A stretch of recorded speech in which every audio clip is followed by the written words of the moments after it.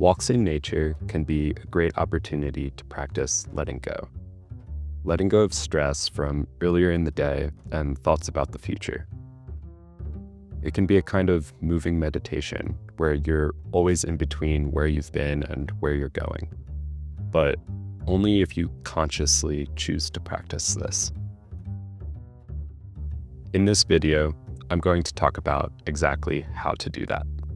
The challenge and the opportunity is to notice what's here right now and allow everything else to fall away.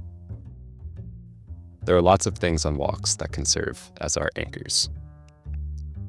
First, there is what we see. I try to imagine the world literally disappearing behind me as I walk. The tree or the rock that I pass, I imagine it instantly vanishes as soon as it is past my visual field. Just like a frame that is no longer present on a movie screen.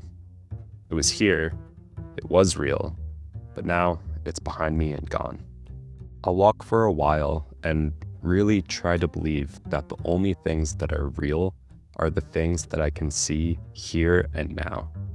As soon as I can't see them because I've moved past them, I tell myself they are gone. Sounds can work the same way. Maybe it's the buzzing of insects, or the crunch of gravel under my feet, or the wind blowing. If you pay close attention to sounds, you'll notice that they truly vanish the moment you can no longer hear them. This might seem silly or obvious, like, yeah, no duh, but it can feel quite powerful to pay close attention to this. Try to hold on to a sound, even for a fraction of a second longer than it lasts, and you'll notice that you can't. It's impossible. They are what they are, and then they pass. I love to play with this in nature. I'll listen for one sound, follow it until it disappears, and then immediately notice what sound has replaced it. It could be a bird call, and then silence. The faint scrape of my shoe against a rock, and then the sound of gravel crunching under my next footstep. Each sound hands off to the next, like a relay race that never stops. And there's no way to freeze the baton in midair. It's always moving forward in this endless flow. Noticing this can teach you something powerful about the way things are. You can't cling to good things for longer than they last. Once they are behind you, they are behind you. And you also don't need to deal with negative things for longer than they last.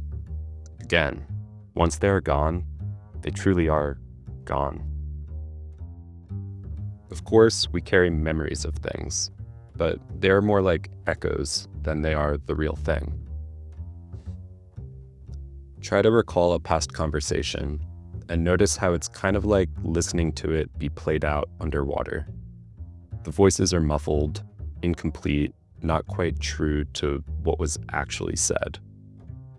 In the same way, we can't perfectly picture a scene that just moved behind us. We only hold on to fragments. Sometimes I'll even test this as I'm walking. I'll sort of quiz myself on something that I just passed. I'll think about all the details I imagined a certain tree or rock looked like, and then look back at it to realize, without fail, that I've already forgotten the details. My mind stitched together a blurred outline, but not the actual thing. It's a relieving reminder that even the freshest memories are already distorted. And then so why put so much belief into memories of things from even longer ago? Why let the past weigh us down if our minds can't carry it clearly anyway? There's another practice I've learned that comes from Sam Harris's walking meditations. I'll link to his app, Waking Up, in the description of this video. No paid placement or anything like that. I've just been a big fan of his work over the years. In his walking meditations, he talks about playing around with switching perspective, imagining for a while that you're moving toward things, a tree, a rock, the curve of the path. Then, switching to imagine that those objects are instead moving toward you, as if you're a central point of stillness and the world is rushing towards you. You do this back and forth for a while, switching perspectives as if you're playing with that illusion of this spinning ballerina where you can get your mind to see her turning both clockwise or counterclockwise. And then eventually, you notice that there's actually a third way of seeing things. Not you moving toward objects, and not objects moving toward you. Instead, this sort of middle point where everything simply exists in its own place. You are where you are meant to be. The world is where it is meant to be, and nothing is out of place. Finding this middle perspective is powerful because it forces you into this ultra presence where you can start to feel that things can only really exist here and now. Stuff from the past is gone. Stuff from the future isn't here yet. The present is made only of what's real right now. Everything else is constructed in our minds. I really encourage you to try this for yourself on your next walk. For a few minutes, imagine you're moving toward all the objects that come closer in your vision. Then, switch and imagine the objects are moving toward you. After a few minutes of that, try to flip back and forth until you can eventually hold that middle perspective where things just are. You'll feel it when you start to find that centered place. And when you do, then start to pay attention to your thoughts. You'll notice that they feel less real, in the sense of not actually being part of the material present. They're instead more like another object in your visual field that is moving towards and then past you, or a sound that only exists for a fleeting period of time. Practicing letting go while walking in this way doesn't erase all stress for me, and it certainly doesn't silence every thought.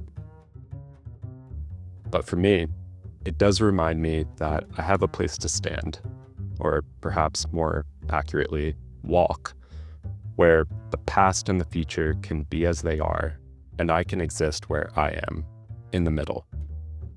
And maybe that's enough. Maybe it's enough to choose to be where we are now, and let everything else be where it is too.